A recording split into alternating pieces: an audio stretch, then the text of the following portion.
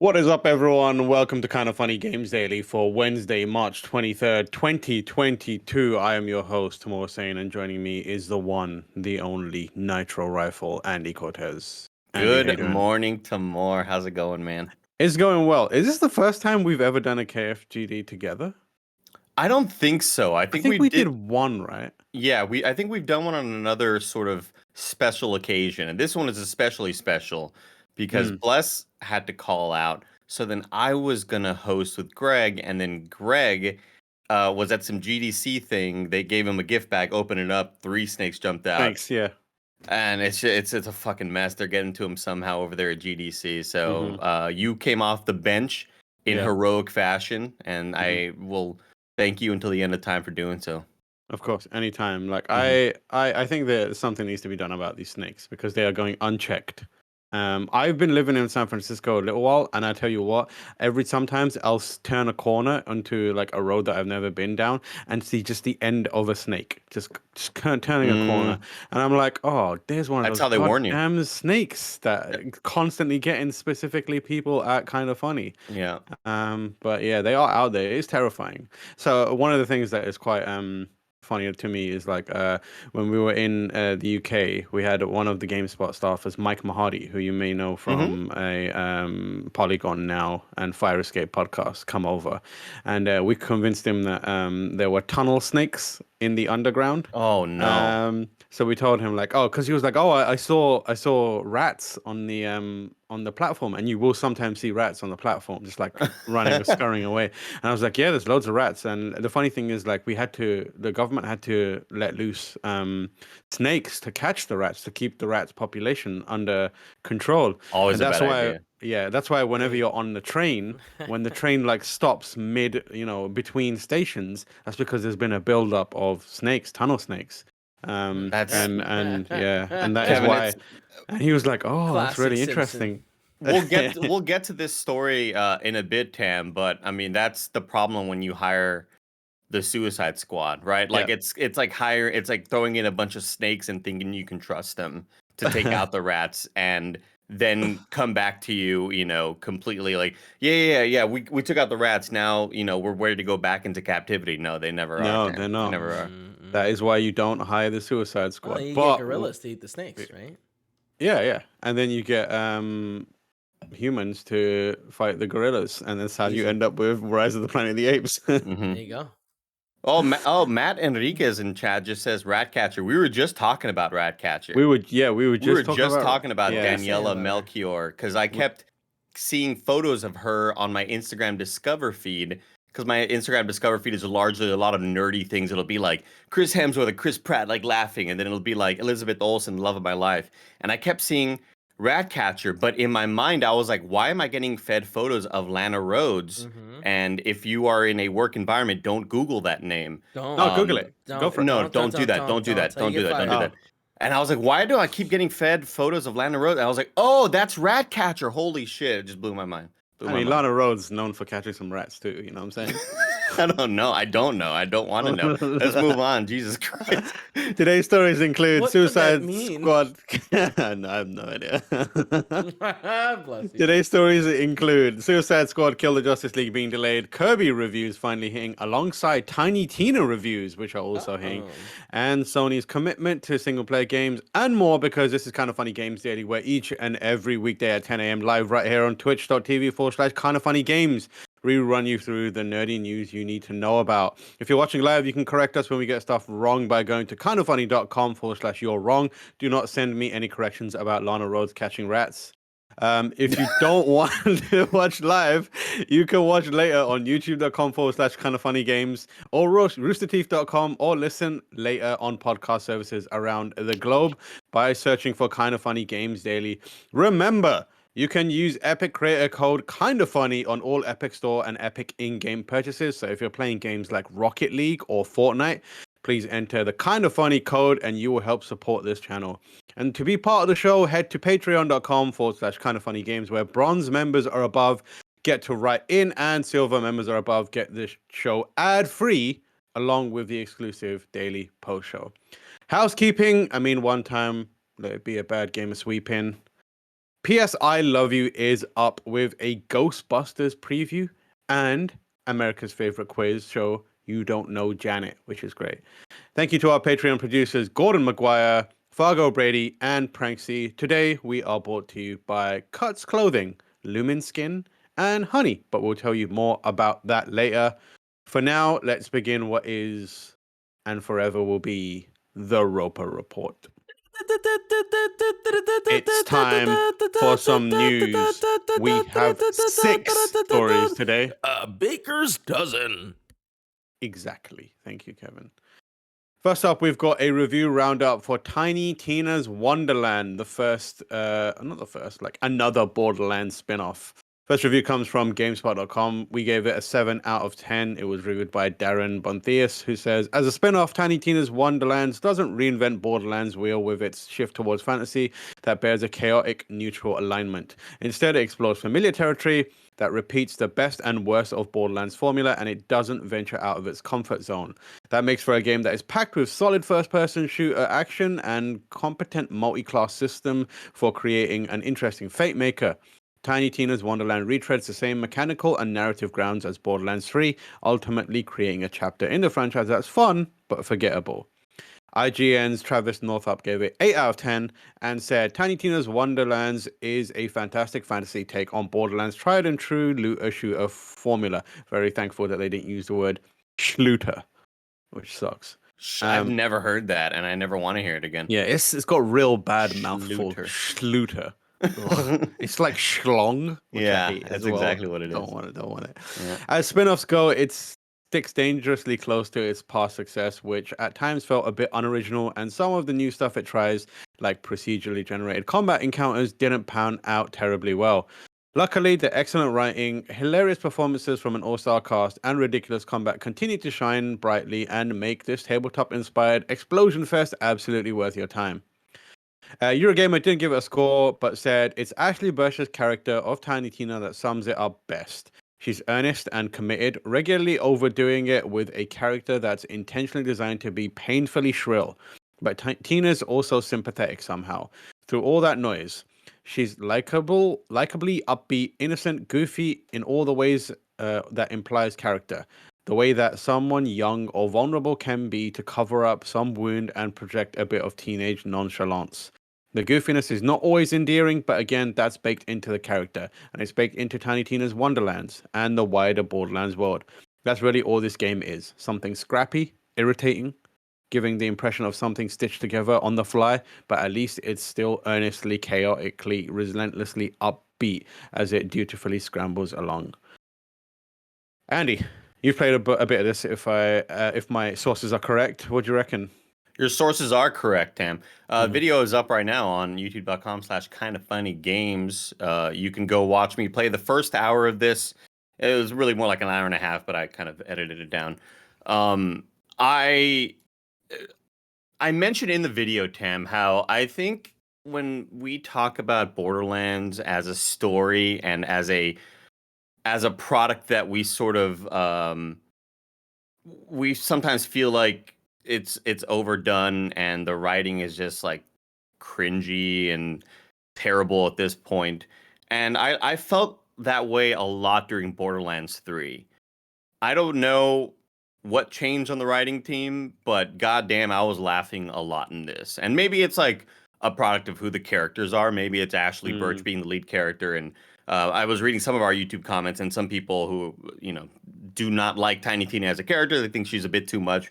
And she can be. For me, I have no issue with that. I love Ashley Burch as Tiny Tina. And I love Wanda Sykes and Andy Samberg and Will Arnett. And the writing is like surprisingly really good and really funny. And I guess I'm always kind of expecting the worst from Gearbox when it comes to terrible poo-poo pee-pee fart jokes. And I was laughing a lot, Tam. And the gameplay, fun as hell. I think a lot of what people were mentioning sums it up pretty well. Although I do think it breaks the mold in terms of it being this sort of, you have this top-down view and you run your little character, which looks like a D&D toy figurine over this overworld. And you can walk in grass sometimes and there might be a randomly generated fight. and in that fight you can kill somebody and then get some loot for it or whatever, or take on a mob of different people in there. But you're largely sort of creating your adventure and going out through this overworld. You can knock down shortcuts in the overworld and take different routes, and that may benefit you to get better loot. I was kind of surprised by how much I was enjoying myself with this. I haven't played it nearly enough to do a review or anything like that, but I'm sure by the end of the week, some of us will have put in more hours. I had a lot of fun with it. I think if you're a Borderlands fan, you're going to absolutely love it. And even if you're someone like me who hasn't really played Borderlands since Borderlands 3 came out, which I thought was a good, fun game, this is an absolute blast. All the different classes are neat. The self-awareness of you running through this world being narrated by Tiny Tina, and there's a really great moment where Tiny Tina's like, hey, go blow that thing up with the C4.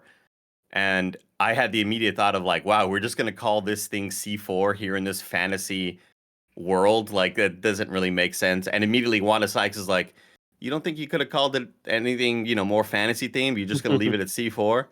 And Tiny Tina's like, yeah, it's a good point. It's a good point. And it's just like, there's a lot of really great, genuine moments of just laughter that I was having with this. So I think absolutely recommend it if you're into Borderlands at all. And if you're just in for a good, fun time to shoot some things up with some friends, go for it. I think this is an absolute blast. Yeah, I'm one of those people who does not enjoy Tiny Tina. And Borderlands 3 did not hit for me, even though I played it to completion. Yeah. I think the best moment in that game was literally the ending song choice that they picked, which is the Alicia Keys, That Girl Is on Fire. And like, it was fantastic, but it was also typified by like, in that moment, I was playing with Lucy and Simon from IGN, and in that moment, when that joke was supposed to land, like there was a bug where she couldn't hear it. So we were like, "Oh, that's pretty good," and she's like, "What? What's good? Why is the credit silent?" And I was like, "Oh no, that sucks. You missed the best joke in the game." Like the game has been setting up that joke for the entire runtime, and you missed it, which sucks. But yeah, you're the first person who's kind of like made me start to think, oh, maybe I should give it a try, because we have a similar sense of humor and like we like the similar types of games. So maybe I will give it a shot. My question for you, Andy, is Borderlands obviously a very popular franchise. Where do you see the future of this franchise going? Can it stay in the way it is? Because I find with more series than most, like people who like Borderlands are absolutely okay with it being just more Borderlands. But I don't know if that can continue much longer. It seems like people are getting kind of tired on it. Do you think it needs to evolve? Do you think it can evolve? Where do you think it might go? I mean, I don't really know how they can expand the formula really, unless they just do sort of more offshoots like this one. Maybe add a roguelite feature in, which I know that some of their end game, I know that Blessing and Janet, Andrew and Greg played something like that, where their end game is kind of like wave based and you try to get the best run possible. Yeah, it's like a chaos mode or something like Yeah, that. kind of. I'm honestly not sure, because I think that Borderlands has enough of a built-in audience that are the hardcore fan base that will be there, to buy all of the sort of, loot boxes and things of that nature. I know they're not called loot boxes anymore, but I think they have enough of a built-in audience that they don't necessarily have to reinvent the wheel a whole lot. I think the more important thing is, how do you bring back people like yourself who have been kind of, disinterested over the years, right? Yeah, I've played all of them, but like I have, my interest in them has been dropping. Yeah, for sure. I really think that it might come down to different actors with different writing teams, possibly.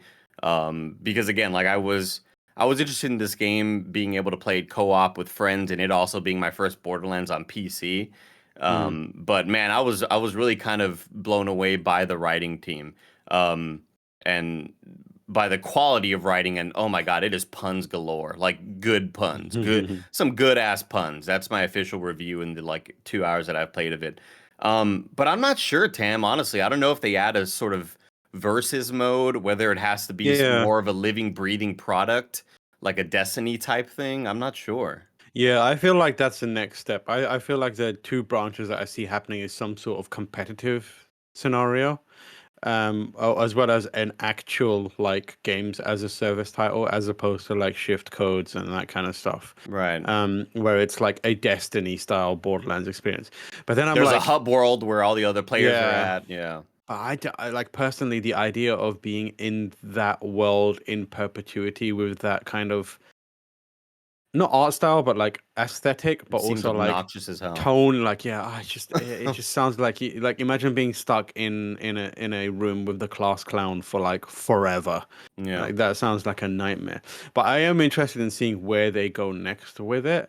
Um, I would be pretty disappointed if they do Borderlands 4 and it's more of the same and it's like, hey, we've added jetpacks now or something like that. Wall But run. yeah, wall run. Yeah, they did slides this one, and this is they should receive an award for how much mileage they got out of adding a slide in marketing, which is a lot. They were like banging on about that for a whole lot. I was like, okay, man, all right, we get it. You can slide. Everyone can do that now. Sweet. But yeah, I'm interested to see where it goes.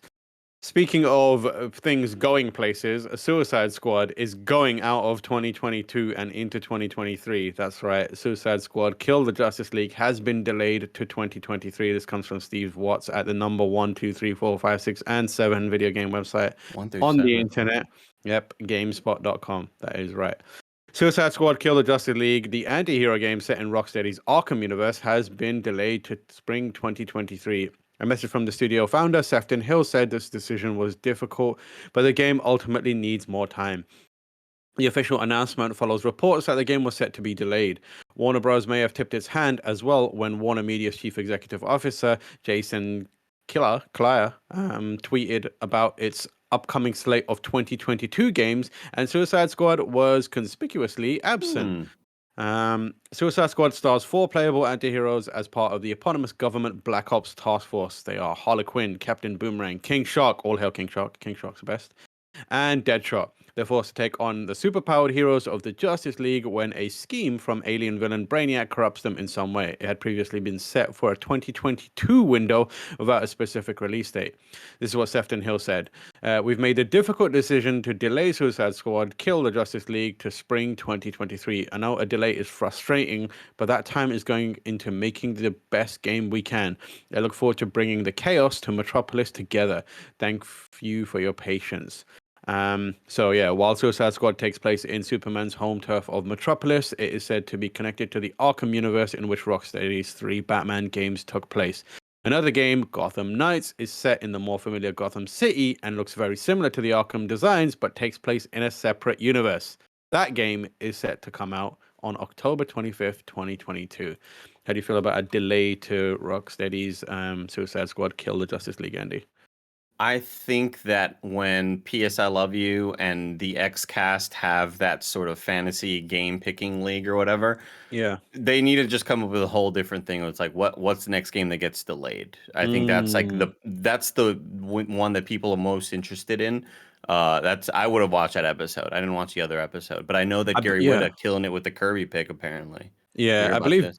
I believe like Greg also called this delay. Really? Yeah, I think he He called would have this got delay if points. I Greg remember. gets He 2 would have points got from me right hella now. points. Yeah. Greg, you can Yeah. get 5 points from me. Whoa, shit! 7 Have points in that. total. 7 points. Great job. No one else has got any points, so you've won this. You've run away with this. Incredible I, scenes. I'm not super shocked by this. However, is this their second delay, or am I just So I don't confused? think this is their second. I think this is their first delay. So they announced the Okay. game, didn't give us a release date, and then gave Mm, us a release window, and mm. then now it's a delay. But I'm not too shocked by this, honestly. I think that this has kind of become the norm, and at this point, it's like you're gonna see a resounding "do what you got to do" from everybody on the internet. We've seen what rushed games look like. We've seen how they perform. We see that they release broken, and then you spend so much time trying to fix those broken things about it and all that time could have gone to other areas of development. And I think yeah. that studios are more aware of that. And I think that when you try to release something quicker, sure, that's less budget in terms of development time, but I think that also means that it's going to be less development time in the future to fix the broken shit. So yeah, good on them. Keep on delaying it as much as you need to. I know that you're a massive Batman fan, Mm-hmm. and I don't know if this one was necessarily one that was super interesting to you, Tam. Yeah, it is massive. I'm an overall like, I love Marvel. Obviously, I like all comic book stuff, but the DC universe is one that it's my favorite universe. Just because Batman I grew up with, and Superman is a character that I really love, and there's various others, Booster Gold, etc., etc. But yeah, I think it makes a lot of sense. I'm actually thankful that they're doing this because that gives Gotham Knights a little more space and room to breathe as well. I thought it was pretty wild that they had both of these games coming out in the same year. It didn't make any sense to me, especially since on paper they look like similar experiences, if you know what I mean, like multiplayer co-op kind of games, and it made no sense to me that they were making the same, while being slightly reductive, admittedly, making the same game with different characters. The marketing is already confusing enough where it's like we've got, a game that doesn't look like the Batman games that Rocksteady made in the Batman universe, and a game that does not in that universe. So it felt very messy and like tangled up right now. And at the very least, this gives them more of an opportunity to decouple kind of the confusion from what it is, and they can more closely focus on, hey, this is a Batman game. Clearly a Batman game. It's from this studio. It's not in that universe, and you can play this for the next few months. I heard that if you start both games at the same time, though, Tam, they sync up together, like Pink Oh Floyd and Dark yeah, Side of the Moon. that's Yeah, wild. a lot of I'd love to see similarities that. there. Yeah. Yeah, sounds amazing. But yeah, I'm excited because I want to. I'm like treating Gotham Knights as one of those games that I'm really gonna sit down with and relish and enjoy. Unless it is crap, in which case I wouldn't be doing that. But so like and I'm excited the fact that I won't have to quickly like rush through it and move on to it because I know there's another DC game coming out very shortly. I think it's a smart move, especially if it means that they get more time to make the game the best it can be, which they need to do. I mean, like Rocksteady is for me, a studio that hasn't done any wrong in a really long time. I know there are people that still have the taste of Arkham Knight in their mouth to a degree. The PC version or like even the console version, people aren't like as hot on that one as I am. I think Arkham Knight is fantastic. It's got some issues, but I think overall it's an incredible game. But yeah, Sort I of like think the Dark Souls 2 of that franchise. not even Dark Souls 2, honestly. Like, I think it's just like a straight up good game. The Like Demon Souls. yeah, maybe like Demon Souls, probably. Yeah. I think it's a straight up like great game. The only downside of it is the forced tank racing sections, which I'm like, I'm good. I like the Batmobile a lot, especially in the open world. It feels fucking cool. But yeah, I think they're a studio that there's a lot of expectation on them, if you know what I mean. Like they need to put out a banger of a game. And I think that they know that, and I think that they also kind of need to do that because it kind of solidifies and cements their status as a top tier developer. They've been out of the limelight for a little while, so I think they need to remind people like, hey, we're one of the best in the business, and this is our proof of it. And I think that giving them the extra time to do that not only lets them do that for themselves, but it guarantees future projects that they work on. If DC gives them Superman next, or DC is like make a Deadshot game or whatever it may be, Green Lantern, like they take the performance and the sentiment around this game forward. And if they can make moves that won't affect them too difficult or too badly, while also guaranteeing the quality of this game, it will be beneficial for future products and projects. So good on them for doing it. Andy, who are you going to main in that game though? In Suicide Squad? Yeah, you got Harlequin, Captain Boomerang, King Shark, or Deadshot. Keep in mind that if you're playing with me, King Shark is taken. Okay. What if we can we Trade flip off? a coin or? Yeah. I thought you would have gone for Deadshot. Like snipes in the air, like cool trick shots. And He's that's a you. little too serious, right? A little too True, serious. yeah, that is true. But also Captain Boomerang. Is that his name? Captain Boomerang? Yeah. I think a little too nonchalant, right? Like I need some business with some party, and I think Harley Quinn Yeah. is exactly that. Oh, okay. No. Yep. Harlequin. There you Mhm. go. That's amazing. Yeah, I think I'm gonna go King Shark, and if I can't get King Shark, I have to go Captain Boomerang because he's Australian. It looks fun as shit. Like anytime I've seen previews of that game, something that I wasn't necessarily looking forward to, and I think the Arkham Knights game speaks to me a bit more. I once they kind of solidified like here's what the game loop is, here's what to expect from it. It's a shooter with superhero abilities. Like, Mm, oh, I was not expecting that. That seems a lot neater than yeah. maybe one character just only being melee based. I like the idea that everybody sort of is a different version Yeah. of the same character. Is it just a shooter or is it a schluter? Oh God, don't ever say that. Don't ever say it. Yeah, every Schluter. time I've seen it as well, it's looked like a lot of fun. It's got an Yeah. energy to it that I really like. Yeah, I agree. Yeah, so I'm excited to play it. And now hopefully it'll be a better game because they have delayed it and are spending more time making it. Next story is a review roundup for Kirby and the Forgotten Land. Yes, another Kirby game is here for all you baby gamers out there. But except it's not a baby game this time. Like I say baby gamers because Kirby is genuinely like aimed at kids. And it is like quite easy, but this one seems to be quite different. I love the Kirby games and I'm excited for this one. It's got a 9 out of 10 from GameSpot. Stephen Petit writes, Kirby and the Forgotten Land is one of those games that is just hard to play without constantly having a silly smile on your face. It's far more than just cute and charming platformer with colorful visuals, though. This is one of the best platformers on Nintendo Switch thanks to its brilliantly designed stages and a dynamic arsenal of abilities that consistently shake up the moment-to-moment platforming and action. And Franken Kirby, if you're reading this review, please don't eat me. If you want to find out what that joke's all about, you have to read our review on GameSpot.com. VGC, meanwhile, gave it a 4 out of 10. This was written by Matthew Castle, who is a friend of mine, and wrote for Official Nintendo Magazine for a really long time, so he knows his stuff. Outside of Platinum, no one knows how to end a game bigger than HAL. We just wish they channeled some of that 5-star magic into a more low-key platforming leading up to it. That would be a game worthy of Nintendo greats. As it is, Forgotten Land is another accomplished charmer from HAL Inhalatory Hero. HAL's Great word, Inhalatory Hero. inhalatory. Yeah, it's a great word. Game Informer 9 out of 10. John Carson says, Game Informer dropping the decimal point there. Not 9.253 recurring out of 10. Interesting.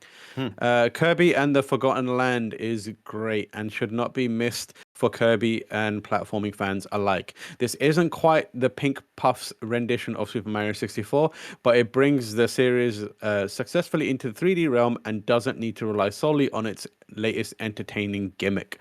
Kirby thankfully remains as charming as ever, and this new adventure can effortlessly provide hours of glee. And then finally, IGN's Tom Marks, great reviewer, Kurt gave it a 8 out of 10 and said Kirby and the Forgotten Land successfully warps the series' already fun mix of ability-based combat, platforming, and secret hunting into the third dimension. The post-apocalyptic setting may not be as thematically interesting as Planet Popstar, but it is still lovely and vibrant, and with cleverly designed levels that make consistently smart use of Kirby's abilities. Despite the change in perspective, Forgotten Land maintains most of what I love about classic Kirby games, and if the future means more 3D adventures for a hungry pink hero, I'd be more than happy to swallow them up. There you go. A lot of good reviews for Kirby. Andy, any interest in playing it? Yeah, definitely. It was great being on that review, having Tom on to talk with Tim, and I also mentioned at the end of it that we needed Tim Tam Tom sort of mash up with all three of y'all. I was mentioning that Kirby to me has only really ever existed in Smash games. I've never messed around with many Kirby games. I think I played one on the old school Game Boy way back in the day, and aside from that, it always just felt like Kirby was the character that was given games so that there wasn't an oversaturation of Mario on the market. And I just never really saw it as a sort of title that I would really care about. But with all these previews happening, I'm super happy that this one actually seems like a must play, where we've been getting Kirby games every year. Pretty much, I think Baird on our review mentioned that 2013 was the last year we hadn't had a Kirby game since every year we're always getting some sort of title. And they've always kind of seemed largely uninteresting to me. but I think this one looks cute as hell, and I think this one seems really mechanically sound and offers a bunch of different variety in what you can do with that little pink boy. Hmm. I'm excited for it. I've been kind of itching for something like this since Super Mario's Bowser's Fury. Yeah.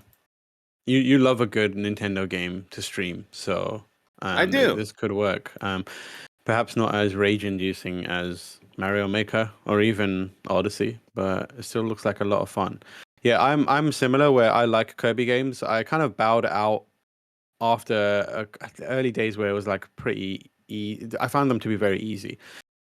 And I've heard but this one more- is pretty easy as well. Yeah. I think it's easy unfortunately. to play, trickier to find everything. Is a little more ingenuity required. I dipped back into Kirby for when they started doing the Woolly World stuff, and just to kind of get a taster of the art style, which I think is really really nice and really charming. But this feels like it's like genuinely trying to do something interesting with platforming and rethink some of the format of Kirby, which I'm super excited about. And it's got a sense of humor that feels kind of self-aware, if you know what I mean. Yeah. Like the Kirby has become this kind of meme in the Smash Ultimate era, and like it seems like they're leaning into it. Like seeing him just swallow a car and it just looks like a car cover is always gonna make me laugh because his eyes, he looks furious. It's When he absurd. does it. Yeah. He's got the angry eyes, and I just love that. hurts It's just him. so funny. Yeah, it does. It's painful every time. It's like Wolverine. Yeah. But yeah, I'm gonna check it out. I'm excited to check it out, and also like it seems like a fun little game you could play on the Switch, while you're in bed for a bit, and just enjoy a little charm before you go to bed or something, or first thing in the morning. And that's exactly what I need right now. Yeah, absolutely. Remember, folks, you can go to patreon.com/kindoffunnygames where you can get the show ad free. And speaking of ads, it's time to hear a little bit from our sponsors. Every day you gotta get up, worry about work, worry about your family, worry about when you're playing games. It's too much. So remove the stress for shopping for clothes with Cuts Clothing. Cuts Clothing has perfected the art and science of men's shirts, so now you can throw on one look and look great without ever having to think about it. Plus, Cuts has all the essentials for looking sharp like tees, hoodies, polos, and more, so you can stop bouncing between brands and shopping for different shirts. Tim Geddes loves Cuts. He went online, found the blues he loved, and then had them shipped to his door so he can go get haircuts and stare at electronics knowing he looks great. Cuts has totally revolutionized the traditional outdated t-shirt category. They make it easy to mix and match styles and colors so you can find the perfect style. They even developed their own fabric that's soft as hell and guaranteed not to pill or shrink. Join hundreds of thousands of guys who have made the simple decision to elevate their wardrobe with Cuts. Get 15% off your first order by going to cutsclothing.com/kindafunny. That's CUTS clothing.com/kindafunny for 15% off the only shirt worth wearing. All right, guys, let's talk about skincare. If your skincare routine is basically you washing your face in the shower with that one shower gel you've been using since high school, then it's time to level up your skincare game. But thanks to Lumen, you can drop that bottle of 3-in-1 and start using products that actually take care of your skin. All their products aim to help with those stubborn acne scars, under-eye dark circles, wrinkles, sun damage, dry skin, oily skin, and more. Starting with Lumen is easy. All you have to do is take their 2-minute quiz on their website, and they'll tell you exactly what routine is best for you based on your skincare needs. Plus, all their products are made using only natural ingredients that actually work. Guys, I swear, skincare shouldn't be that complicated thing we dread doing, and thanks to Lumen, it's simple. It takes you less than 90 seconds of your day. It's easy, and you'll have skin as smooth as Kevin Coelho's shaved cheeks. Level up your skincare game with Lumen Skin today. Go to lumenskin.com/kindafunny to get your free trial of Lumen's products. That's LUMIN skin.com/kindafunny to get your free trial of Lumen's products. That's lumenskin.com/kindafunny. This, of course, is one of my favorite sponsors of all time. It's Honey, ladies and gentlemen. When you're shopping online, it's easy to save money on your iPhone or computer. Honey is the free shopping tool that scours the internet for promo codes and applies the best one it finds to your cart. Imagine you're shopping on one of your favorite sites. When you check out, the Honey button appears, and all you have to do is click Apply Coupons. Wait a few seconds as Honey searches for coupons it can find for that site, and if Honey finds a working coupon, you'll watch your prices drop. Here's, ladies and gentlemen, where I go and I hit pause on the ad because I use Honey all the time. This is my Google Chrome, and right there is the Honey button. You install it there, you can use it on your iPhone too, but it's great. It saves you money, and then if you're logged into, it accrues Honey coins that you can then spend on gift cards and stuff all the time. But then just yesterday, I was buying some Mizzou stuff off the internet. Guess what? There it is. I don't even think about it. Honey just pops up, little dancing coin. He's like, you want me to save you some money? And I'm like, yes, you do. If you don't already have Honey, you could be straight up missing out. And by getting it, you'll be doing yourself a solid and supporting the show. I'd never recommend something I don't use, so get Honey for free at joinhoney.com/kinda. That's joinhoney.com/. Andy, there's another Elden Ring patch. You know I had to talk about this Elden Ring thing. Of because course. Me and you, Elden Ring. We're gonna go to Even if there Kotaku's- wasn't a patch, I don't care. Yeah, Let's we'd still talk it about for a Elden little Ring. bit. Yeah. We're gonna go Kotaku's Ethan Gach. Elden Ring patches out Spiral of Death exploit that bricked saves. Elden Ring players have discovered no shortage of ways to grief one another in PvP, but one exploit on PC was especially dastardly. It allowed players to trap opponents in an endless death loop. Good game. That would effectively ruin their save files. Not good. Fortunately, developer From Software finally addressed the bug in a small update to the game that went live earlier today. Fixed the bug in multiplayer that allowed players to teleport others to incorrect map coordinates, reads one of the notes in the mini 1.03.2 patch. Bandai Namco didn't elaborate on how the bug worked, whether players who abused it would be banned, or what would happen to players that it was already used on. The publisher didn't immediately respond to a request for comment. A PSA from an Elden Ring news account warning players about the exploit blew up on Twitter last week on March 18th. There's an exploit going around on PC where hackers will corrupt your save file while you're invaded. It read, first they will crash your game, and when you open it back up, your character will be constantly falling to their death. The exploit involved teleporting unsuspecting players to out-of-bound parts of the map where they would die within a few seconds. Loading the game back up resulted in the same thing.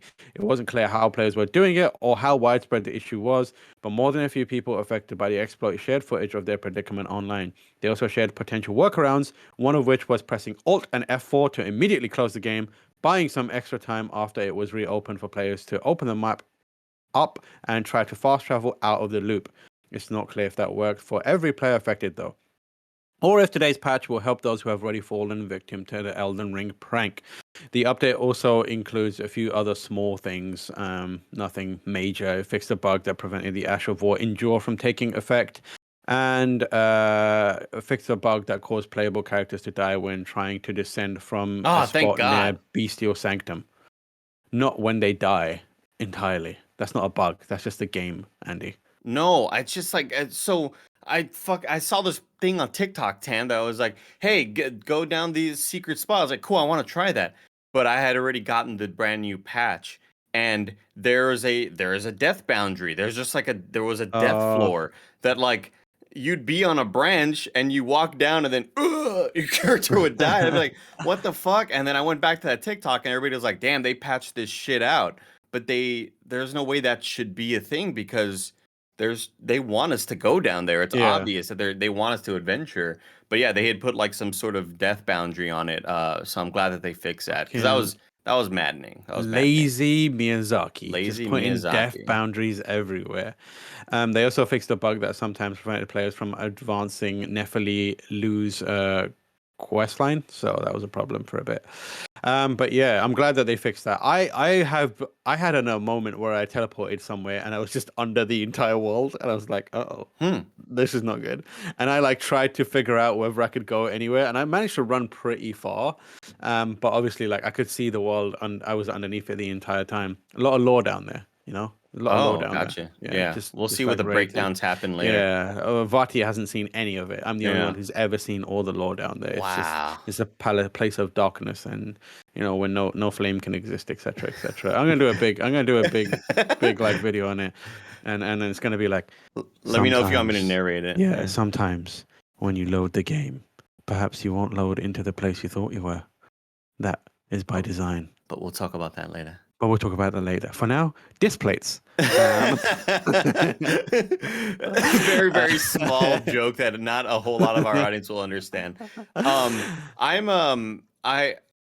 feel like I was playing with fire, playing online in the past couple days because I am very, very far into my into my save.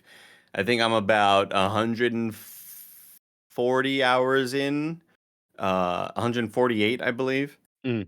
And I had heard about this bug, and I heard that I should be careful with it, but I just kept on rolling with it. And I was like, until I started seeing the actual risks that my whole save could be ruined, I thought, Andy, you're crazy, Andy. You're out there doing drugs in front of cops, and like you don't even give a dang. And I'm glad that I'm glad that they fixed this first off, because I can now feel safe going back into it. But playing offline would have been a disaster. I would have missed all the cues. Would have missed all the warnings, you know? Yeah, I would have missed all the liar ahead And warnings. Fortnite. And Fortnite, yeah. Yeah. All those messages left, handwritten by George R. Martin. Yeah. Would have missed every single one of them. But yeah, I haven't done that much PvP. I did a couple for a quest line from Vare, who you can find, and you need to do some for him. But otherwise, I've stayed away from it, thankfully. When I did do the PvP, I got my shit rocked immediately. People were doing some wild stuff in there. Like I rolled up, and people were like ambushing me with like things that I'd never seen. I was like, okay, cool. So there's a lot for me to be excited about when it comes to that moment where I'm like, all right, time for some PvP.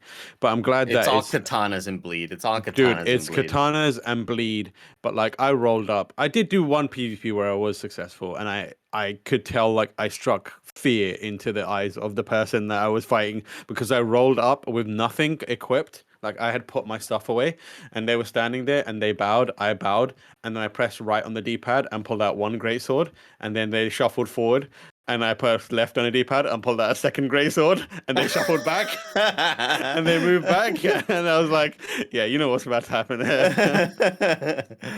And it did not go well for them, I tell you that much. What a game. It's such a good game. But yeah, good to see that that's being patched out. Andy, this isn't blatantly just an excuse to talk about Elden Ring. How are you getting on with the game? Are you 140 hours in? Has your opinion of it changed all that much, or how do you feel about it? It just keeps on getting better. It keeps on getting more impressive. The scale, the enemies, the storylines that I feel like this is the easiest story to understand that has been in a Souls game, in terms of like, I don't need to necessarily watch a bunch of lore videos to fully understand what this character's motivations are. I feel like it's and again, that's always grading on the FromSoft curve, in the same way that on our review, and I was like, man, multiplayer in this game is easier than it has been in any other FromSoft game, but it's still a FromSoft game, so take that with a grain of salt. Yeah. It's still not a Naughty Dog game in terms of narrative, right? It's not going to be super upfront with everything. But yeah, I just keep on being more and more impressed. I've gotten very, very close to the end, and I believe I could have finished the game in about maybe an hour and a half to 2 hours, and then I realized there's other stuff I want to go do. So I think I have like maybe 7 to 8 hours left of going to go do more things in other places that I didn't even know existed. So the game just keeps on getting more and more impressive, with the love and care being put into shit that you can easily miss if you decided to not do it. Am I right in saying this is currently your number one contender for Game of the Year? Easily. Is there, Andy, this is my question to you. What is on the horizon that you think stands a chance of perhaps dethroning that? God of War, Ragnarok. God of War Ragnarok is the game that you are counting on for it to and it would have to hit in a big way narratively, because I kind of know what to expect from gameplay, and I love the gameplay, but I think it would have to hit in a major way narratively in order to surpass it, because I think even as it stands, if God of War 2018 came out this year, I would still give Game of the Year to Elden Ring, and God of War 18 is I think probably my favorite game of all time. Maybe, but I just think this Elden Ring has just far surpassed any expectation, and I think a lot of that comes from the fact that FromSoft is not a notoriously transparent company.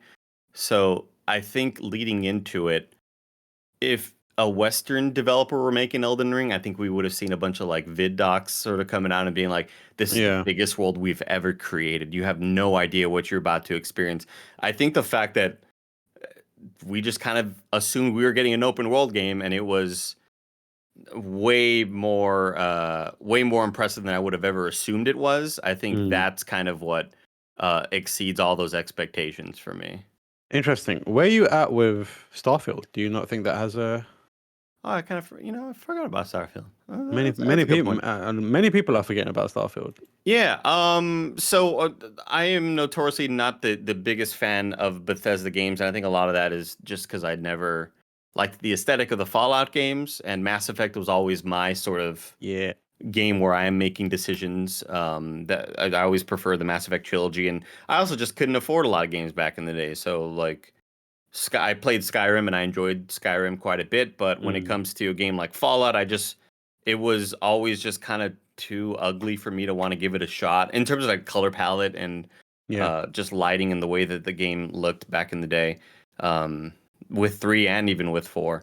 But we're talking about this with Blessing that I am just immediately kind of pessimistic on what Starfield can be because when you're making a gigantic open world fantasy game, you know kind of what you can expect. And with an open world sci-fi game, the only barriers that you'll run into are going to be likely budgetary barriers, Yeah. and those are easier to notice when you're in a sci-fi world, because you just expect a big sprawling city and why is this so closed off in this big open world, like Mm. I think those sort of walls will be a lot more easy to understand why they're there.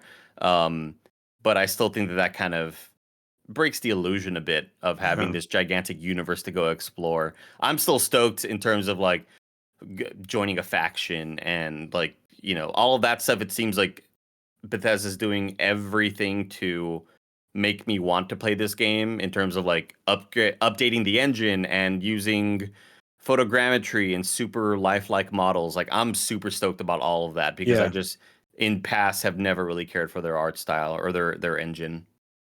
Yeah, I think I'm in a similar place. Like I think I enjoyed Fallout and the Elder Scrolls games a little more perhaps than you. But at the same time I'm not totally sold on Starfield just yet. I'm definitely excited to check it out, especially given that this is an opportunity for them to really kind of refresh and do some renovations on the tools they use to make games and present a different kind of Bethesda experience.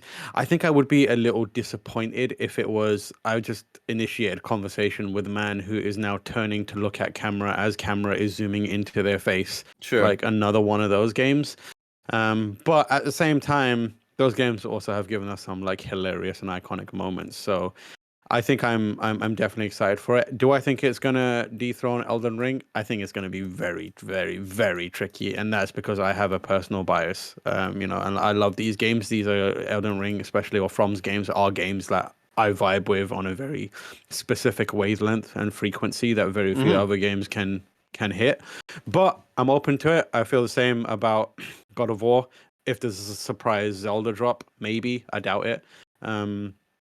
And then also, maybe Gotham Knights is spectacular in a way that we're just not prepared for. But Right. again, who knows? But yeah, I feel like right now, little Miyazaki he's running away with it, isn't he? Yeah, Little I just didn't. menace. I don't know, man. I just didn't. I think we expected a great game. I just Yeah. didn't expect this. Yeah, exactly. Yeah. It is far surpassed any sort of expectation I had for it. Yeah, so like to the point where I was like, nothing will dethrone Bloodborne as my favorite FromSoft game, and like I think it might have, honestly. You'd love to see it. It's just too much and too good, You'd love It's to too see much it. of all the good things, yeah. I'm still number one Bloodborne, of course, but this is an incredible game. A couple of quick hits now. First one comes from GameSpot's Darryn Bonthuys again. PS5 updates out now. The important part of this PS5 update is the future promise of support for VRR, variable refresh rate, which is coming in the months ahead. Specifically on this topic, Sony teased that variable refresh rate support will be coming to PS5 soon, which aims to make gameplay smoother on HDMI 2.1 compatible TVs and PC monitors. Variable refresh rate enhances visual performance for compatible PS5 games by minimizing or eliminating visual artifacts, which in turn helps to create a more graphically crisp image. To take advantage of variable refresh rate, games will need to be optimized through a game patch, or they can be make the feature available at launch. For games that don't natively support variable refresh rate, it can still be applied, but Sony did caution that the doing so could result in unexpected visual effects. Sony hasn't provided an exact detail. Like what? Yeah, exactly. Yeah, that's the weird thing. Let's But it'll go be into some coming month. detail. Yeah, what's the detail there? Like, Andy, you are super, you know this stuff super well. You've got a good PC setup. So for people who might not know, variable refresh rate just makes things crisper and smoother, and it's exciting, right? Yeah, I mean, this is great for console owners for sure. And anybody who's playing, we know that there's a lot of people on the next gen that are playing on those, those new LG OLED TVs that have HDMI 2.1 who are trying to get the 120 hertz as much as possible. Yeah. So, yeah, it's great for Sony to kind of notice that, hey, those things that used to be only PC type things, we kind of should also support those things as well. So that's great for them. But interesting, though, that it has to be on a per game basis. And I'm not sure what that adds I think that's for to native development-wise. support. Yeah, for Okay, native gotcha. support. Whereas, like, it seems like you can just turn it on for everything. But again, you might just get, like, I don't know, fucking weird shit popping up.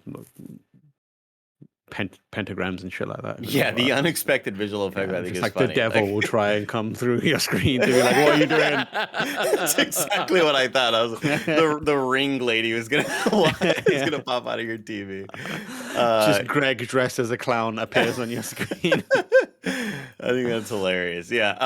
I wish they gave a little bit more details there. Whether it is just more artifacting, or maybe it is based on your TV, different brands kind of react differently. But I'm sure this is a video that Digital Foundry is gonna just eat into. It's lunchtime. Digital Richard Foundry's gonna pop Ledbetter off. just gonna wake up pitching a tent when this comes out. Oh my god. Oh yeah.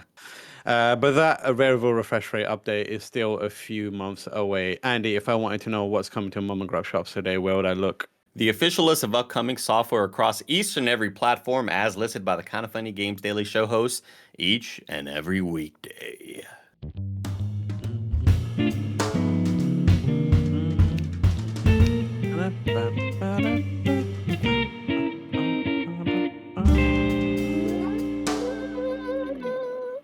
Love it.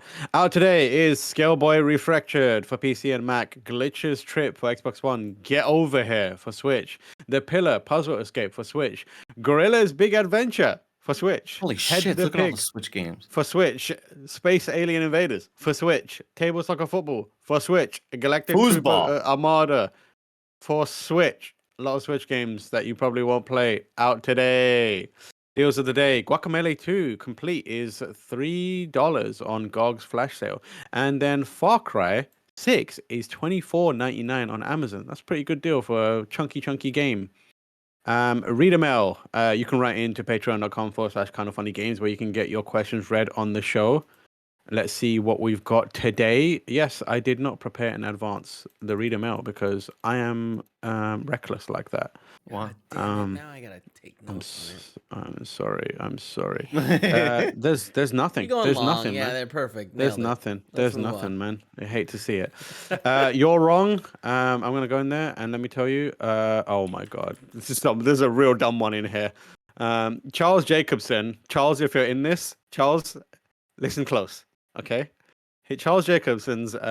You're wrong here, Andy. Is Lana Rhodes doesn't play Ratcatcher. She played by Daniela Melchior, a completely different person. Just missed the conversation, Charles. Just you didn't need to say that. We know that wasn't what we said. No one said that. Well aware of what Lana Rhodes does for her career. We know Lana Rhodes guys, doesn't play Ratcatcher in Suicide Squad. If he doesn't, if he didn't miss the conversation, this is very funny. I Yeah, mean, he nailed it, you know what I mean? I mean, he could be confused because Lana Rhodes known for catching a few rats. You know what I'm saying? I don't know. I have no idea. Can you explain? That's not even a euphemism. Like Yeah. it doesn't. Wave says, just wanted to correct you on the breed of animal you mentioned earlier. Lana Rhodes dealt mostly with anacondas rather than snakes, Tam. Okay. All right, guys. Got a bunch of jokers in chat. Yeah, we got a bunch of jokers. All right, everyone calm down. Thank you, everyone. Tomorrow's hosts are Greg and Tim. Maybe? Question mark? Maybe? And then Friday is Greg and Bless. If you're watching live on Twitch, after this is Kevin, please save me. What is after this? You know, it might be Fortnite, might be Zelda. It might be really depends on something. what Yeah, the it chat could be a does, bunch of you things. know? Who knows? It's Yeah. either one of those. Yeah, if you want to catch that stream later, you can subscribe to youtube.com/kindoffunnygames. This has been Kind of Funny Games Daily, each and every weekday live right here on twitch.tv/kindoffunnygames. We run you through the nerdy news you need to know about. We have a Patreon post show for those that are subbed at the silver level of patreon.com/kindoffunnygames. So stick around for that.